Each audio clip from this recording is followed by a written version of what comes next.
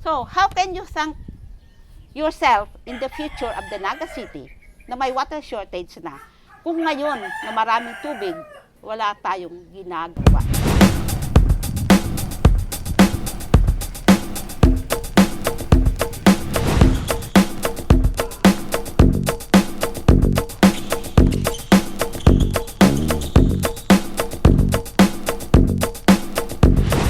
So yan mga tugang, sa inyo pong mga maantabayanan, kunyan po sa ika-19 kabtang, kasatoy pong programang Pag-urulayan na po. Ano? Kumusta po kamo? Iniyan sa inyo pong lingkod, si Kagawad dito del Rosario kang Naga City. And happy Easter po sa satoy kabos. Liwat po ang satoy programa na antabayanan po sa 89.5 radio natin sa pagi po ni Station Manager Pe Mariscal. And Siriman sa 105.5 Bicol Idol FM sa pagi po ni Idol Bong Villacruz. Antabayan na po ang sa tayo pong mga impormasyon ngunyan po sa 19th edition kan sa tayo pong program.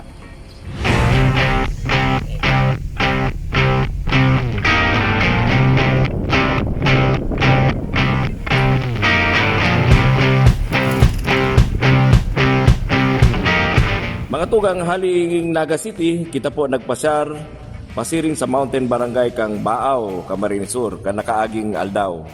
Labi 30 km po, around 45 minutes ang biyahe. Pasiring po dyan sa Barangay Caranday. Tinuyot to po ang lugar na ini, partikularmente ang Caranday Elementary School, kan mabaritaan ta po na igwasinda, kan rainwater collection facility. Manungod po kaya dyan sa pasilidad na yan, ang nakapalaman sa saro sa mga pigtutulod natong ordinansa, hindi po sa Sunod Canaga. Yan po ang Rainwater Collection and Harvesting Ordinance of Naga City. Hindi po mga tugang ang prototype kan si Rainwater Harvesting Facility. Hindi po sa Caranday Elementary School. Saro pong harayong maray na barangay hindi po sa Baaw, Camarines Sur. Ini po joint project ini kang si Rotary, then kang eskwelahan, kang Caranday Elementary School. For a while po, ang impormasyon na ako ata, nagagamit siya, alagad because ang bagyo, na raot po si nagkukonekta hindi po sa kaya. So ini po ang kay Puan po ni, pagmatitang maray, kay Puan na maray di sa eskwelahan because of its location. Nasa itaas po sa kang bulod, kang bukid, and harayo po siyang maray. And solamenting tubig uran po ang nakaka-dagdag, pasurvive kan si mga gamit di sa eskwelahan. Ako sa ilimi po, it's high time na i-maximize na po itong sarong batas na nagmamanda kani, no? Then sa lokal na gobyerno Canaga, ang pagmandato po naman sa mga government facilities, mga barangay hall, sa syudad si mga water intensive na mga pasilidad mi po na dayman kay puan na itong tubig kang nawasa ang permita na sa nang ganiton. So yun po ni. Ini po as far as mga eskwelahan. Siguro sa iba pang other purposes, pwedeng mag-maximize man kang araw ganipong mga pasilidad.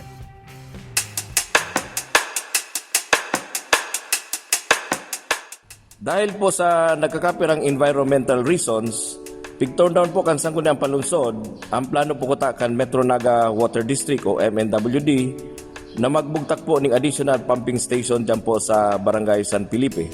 Alagad kita po nagtutubod, dakol paagi, tangarig kita makakuha ng bastanting supply ng tubig. Importante na maray ang tubig uran.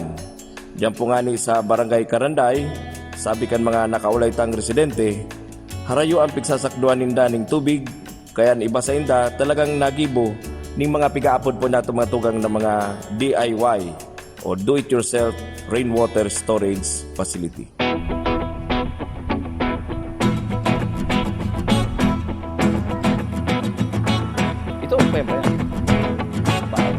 Ato nga nabisuta po si Ma'am na Mary Jane. Kumusta po ini Ma'am pagbugtakan si pakagirumdum?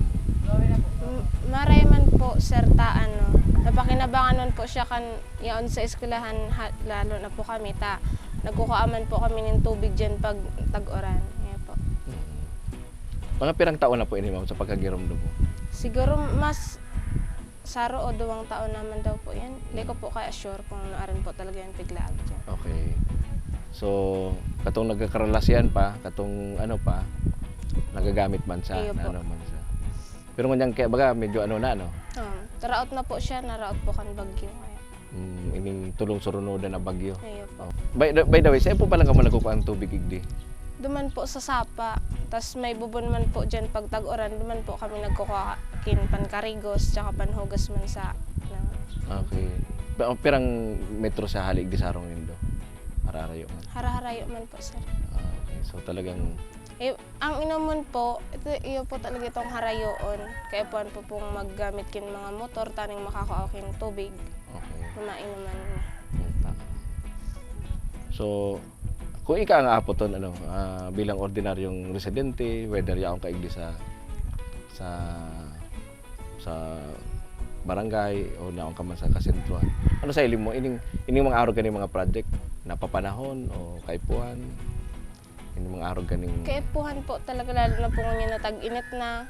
Minsan nag-uran-uran man. So, kaya puhan man, pag nag-uran po, may makukuha man na dikit na tubig, pwede pa po yung magamit. Lalo na niya na tag-init.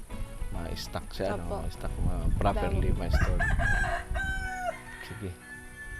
Salamat saan sa kuyang newfound friend, igdi sa yung barangay kang Karanday. Naugma ako na makabisita igdi sa Indo. Kaya man na nabisto ko man si Sir, salamat sa salamat sa pagpaunra. Ayo po, sir.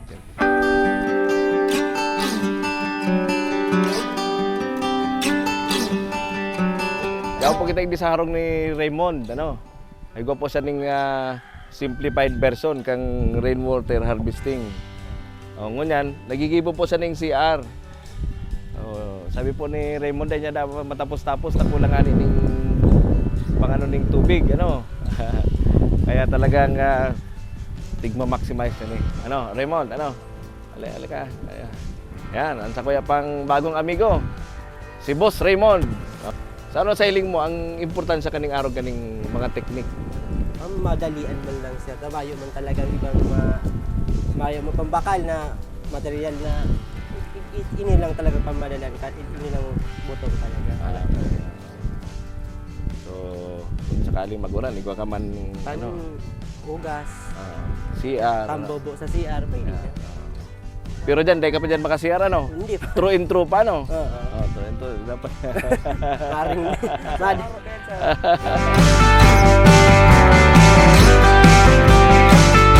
Kaya naman, sakripisyo po para sa inda, lalo na po ang tubig inumon.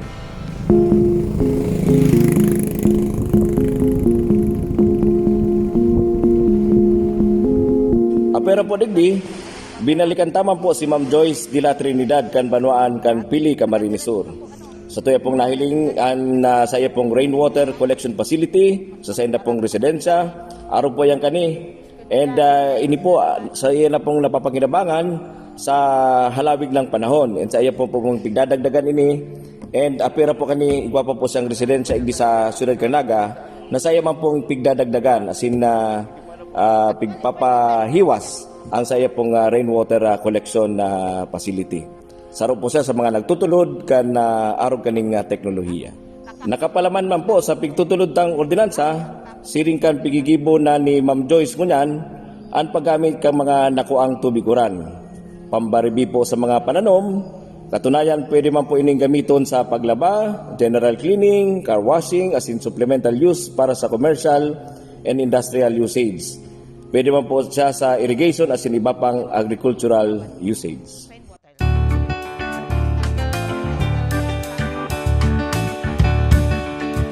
Atogang yaw po kita igdi sa simpleng harong pero magayon, na lugar po ni Ma'am Joyce na de la Trinidad igdi po sa Pili.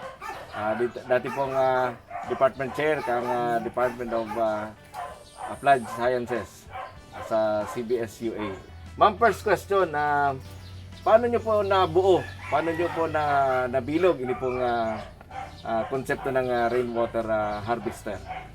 Paano ko po nabuo ang konsepto ng rainwater harvester? First of all, I value water as a precious resource. Saro po yan na importante na ibabalyo ta ang tubig na saro sa mga importanteng kayamanan kang kinaban. Then, I have many stories to tell. But to be direct, yun na nga, water is a precious resource. The very first reason, ecologist po ako, environmentalist, and as a mentor to my students, environmental science students, when I was still in CBSUA, way back till 2019, I have to always reiterate to my students that when we talk about freshwater resources, that includes the flowing water, like the river, the stream, then a standing water, like the lake or impoundments. Then, we have the groundwater. All of it is intended for human use. And it could be intended for agriculture, for domestic, and for domestic use. And another thing, I have to tell them that lately, rainwater is already considered a freshwater resources for human use. Because there are no many issues on water shortage, water crisis in other parts of the world or even in our country. That is why the reality is there are those people with difficulty to access to fresh water, or they have to hike for many kilometers just to have an access to fresh water. The usual rainwater, the usual flowing water, the usual lake, or the usual groundwater. So makikigib sila or what? Then, sabi ko sa Enda, why don't we catch the rainwater? It's a free resources. Kunin natin mga bata, yung ulan. How does this work po? Paano po ito nakakatulong sa inyo? Okay. Bago ko magagamit yung rainwater, because I don't have a gutter, as I have to put a PVC pipe with opening at the top, directed to the spout, then directed first to my open container. So, ganun lang. Kasi kung hindi ko taga makukuha yung tubig kung hindi ako maglalagay ng gutter. So, I have to think, paano pa yung pagkuha ko niyan? Dropping yan. Ganun. And that will eliminate yung pag-downpour ng ulan na isang bagsakan, yung mga along the way with that, nabubutas yung lupa. Hindi na maganda. So, sabi ko, as I retire, I will have to construct a much durable and mas magandang rainwater harvester. And that is why I have two sets now. The one at the back is intended entirely for flushing toilet, for watering my vegetables, and the one in front is intended entirely for my garden, for my ornamental plants. So how does it work? It works in many ways. Yun na nga. Nagagamit ko. So what I do now is, I don't use now water from the distribution system in flushing my toilet. I have to sacrifice once for a while. Iigib ako ng tubig sa labas, dadalhin ko sa loob, flush ko sa toilet. Yung feeling na you are doing something to address the problem, to address the issues. So, kung titingnan natin how will that harvester, yung new rainwater harvester kong kinonstruct, kasi nga sabi ko durable, that will actually outweigh the typhoon. Sabi ko, it has to stock more rainwater. Kasi yung open container ko, it will be attracting the breeding of mosquitoes. So yun ang priority mo gagamitin. Okay. Then after that, mayroon pa naman doon, ito ng rainwater from my new constructed one, para hindi na kakaroon ng problema, kasi hindi magkakaroon ng problema ng breeding of mosquitoes. Ganun yun. Bakit po kailangan mag-adapt ng ganitong technology? Bakit po kailangan din yung iba sa atin? Residential, industrial, commercial.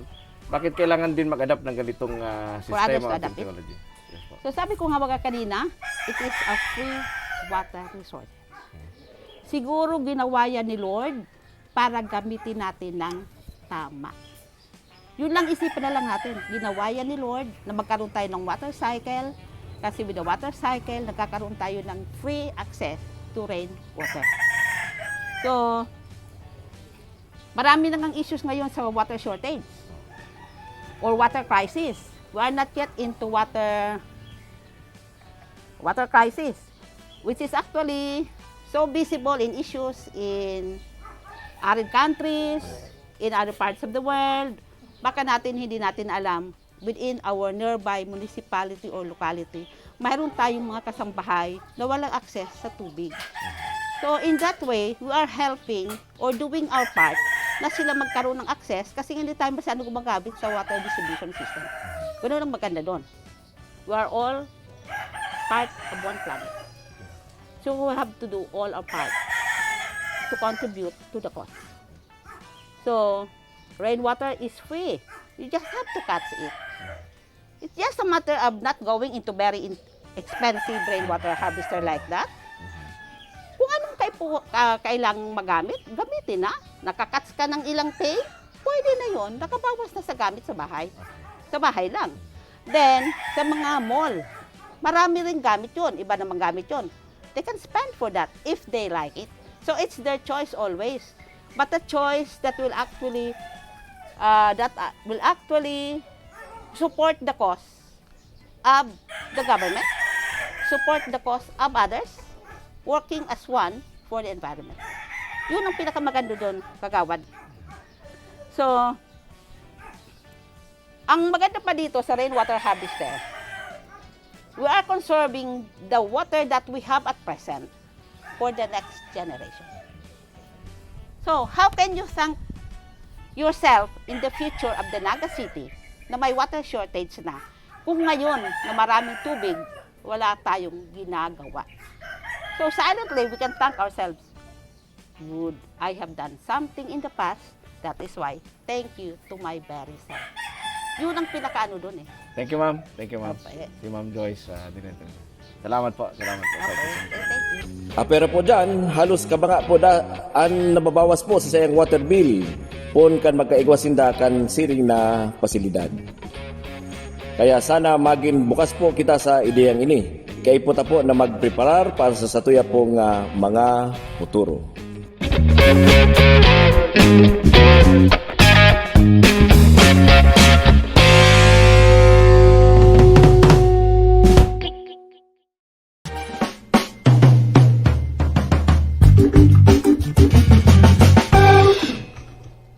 Diyos mabalos po sa samuyang mga partners sa programang Pag-Urulayan Tapo.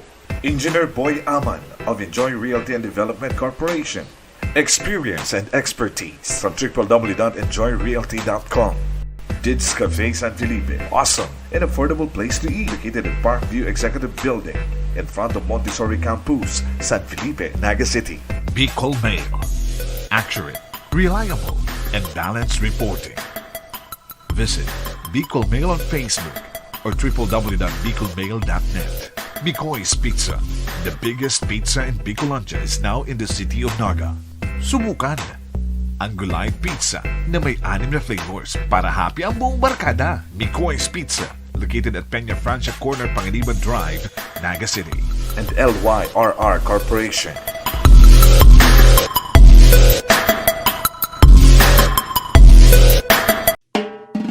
Gusto mo ba ng mga napapanahong impormasyong may kinaaraman sa syudad ng Naga? Easy mo na ba ang mga bagong programa kan lokal na gobyerno? Hanap mo ba ang mga istoryang mahatod sa imo ng inspirasyon? Sit back and relax. Huli tatampok ang mga yan sa programang Pag-Urulayan Tapo.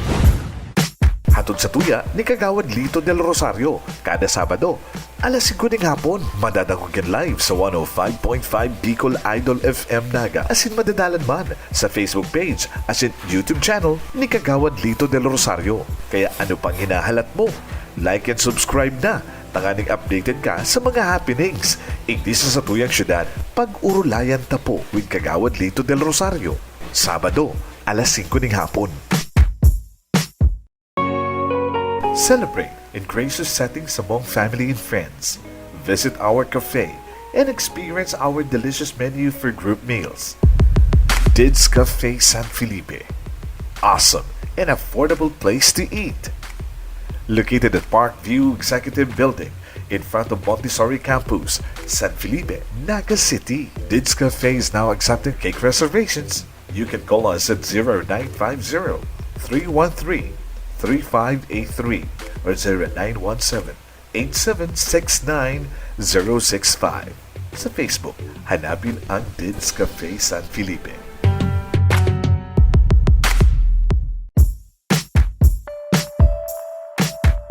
So mga tugang, sa mga day po pala nakadalan kasi ito po mga nakaaging episode, Pirita po yung balikan sa kuya pong Facebook page o sa YouTube channel, Kagawad Lito de Rosario. Yan po ang sa tuyang Holy Week Special Edition. Salamat po pala sa mga nagdalan, asin man nagpaabot kan sa inyo po mga positibong mensahe sa nakaagit na pong mga episodes. Liwat po, apera po ibisa sa kuyang Facebook page sa sin YouTube channel, Kagawad Lito de Rosario. Nadadangog man po kita live sa 89.5 radyo natin Naga asin 105.5 Bicol Idol FM Naga. Pero mga tugang sa ito pong ikaduhang istorya, bistuhon ta po ang pinakaprimerong Golden Knight na drafted po sa Philippine Basketball Association. Sisay po siya, asin ano po ang sayang mga pigigibong niyan antes kang aksyon sa PBA. So, yaw po kita ko niya sa campus kang Ateneo, Dinaga University. Miko, kumusta? Okay naman po. Kamusta po kayo, sir? Okay lang. Salamat at napagbigyan mo ko ng pagkakataon na makausap ka kahit maikling sandali baga.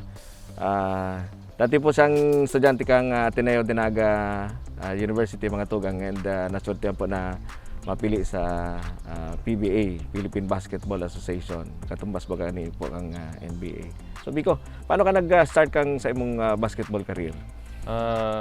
First and foremost po talaga, bata pa lang po ako. Yun na po talaga yung hilig ko, Kagawad. Kumbaga nakikita ko po yung papa ko tsaka yung mga kaibigan po niya na naglalaro po talaga sa court. Tapos hanggang sa nahiligan ko po, hanggang sa dumating po yung punto na yun na rin po yung basketball na makakuha po ako ng scholarship sa FEU tsaka sa Ateneo po para hindi na rin po gumastos yung parents ko po. Kaya sobrang laking bagay din po at sobrang laking factor po sa buhay ko. Mm-hmm.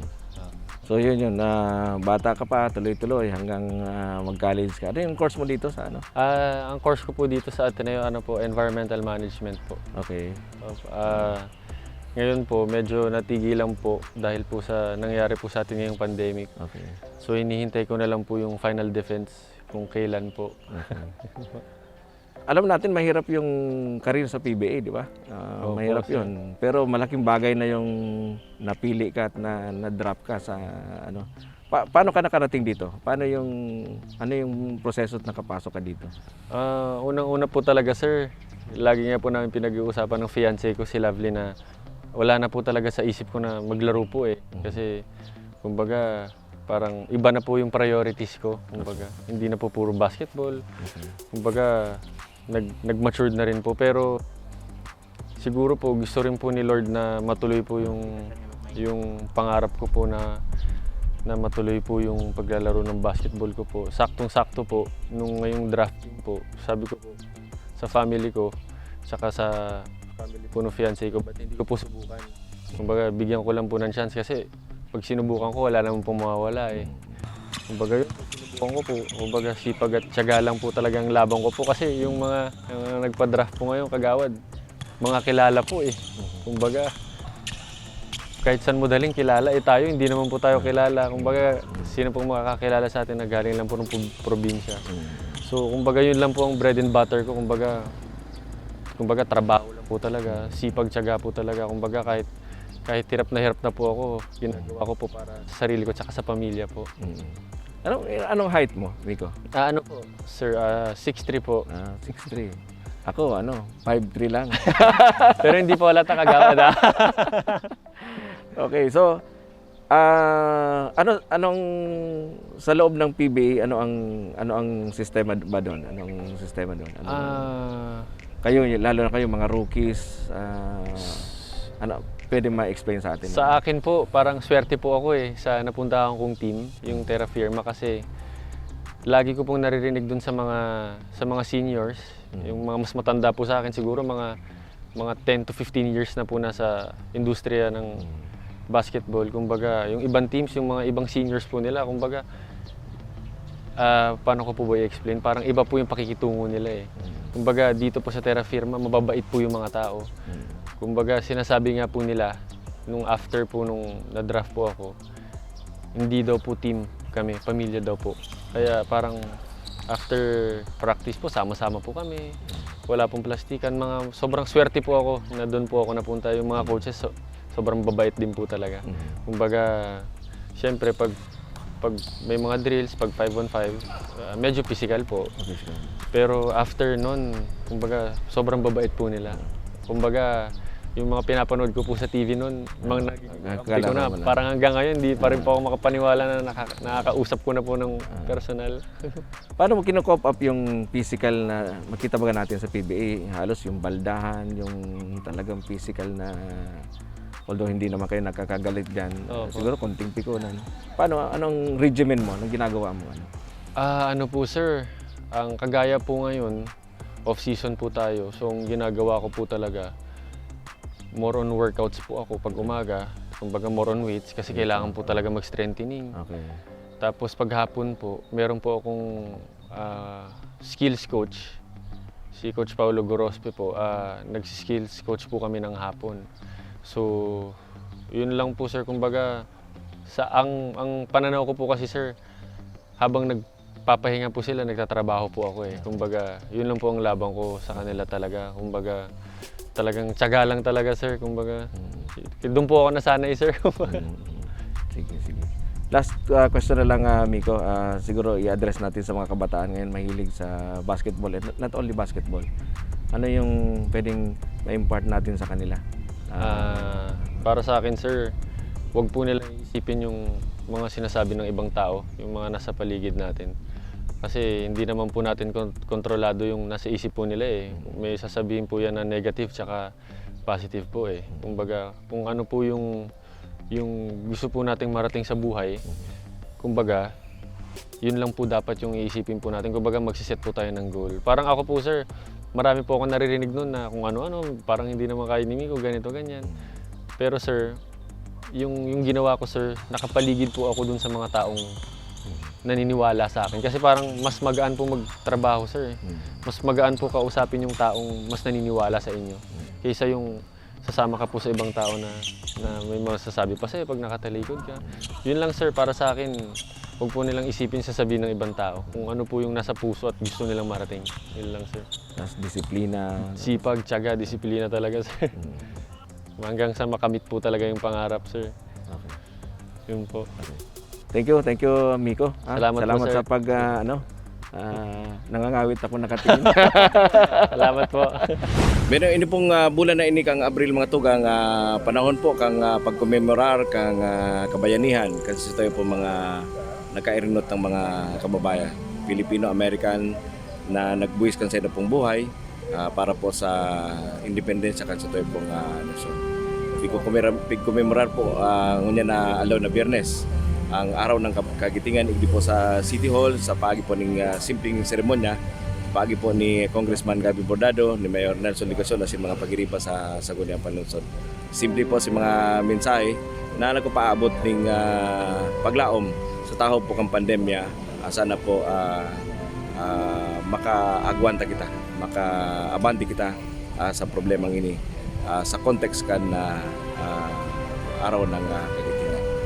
Bueno, sa liwat po na dadangog ang tayo pong programa sa 89.5 radyo natin as in siri man po sa 105.5 Bicol Idol FM.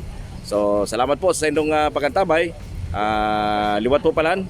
Duman po sa mga nag-birthday, congratulations sa Indo. Happy birthday. Duman po sa mga nakatapos naman, belated happy birthday. Sa mga masilibrar, advance happy birthday po sa Indo Kabos. Ini pong masunod ng mga aldaw, pigpo-project po kang pag-asa na grabing maray ang init. Kaya dahil pong gaya kita pakaluwas, kundi man po essential sa ito pong mga gigipon. Nagpapaabot man po ng sabi nga ni Ken, happy aldaw ng kabayanihan, kagitingan, ang sakoy po mga kaibanan sa konseho. Councilor Oying Rosales, Councilor Dodit Beltran, and ang pinakamaputi po sa muya,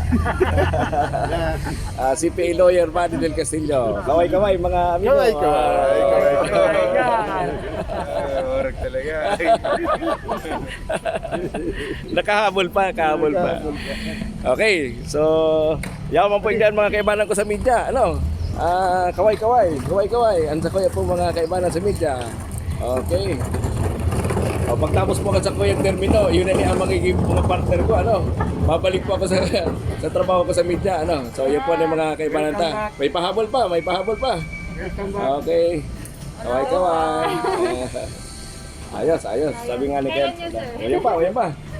Sabi nga ni Ken, pag datali ka na sa media, mabalik ka sa media. Okay? Once a broadcaster. Once a broadcaster, always a broadcaster. Salamat po sa inyong pagantabay. Ngunyan pong ika-19 edisyon ka programang Pag-Orolayan ta po. Ini po liwatan sa inyong amigo, si Kagawad Lito del Rosario. Ako paabot po ning pirming pagsabi na stay safe po kita, kabos.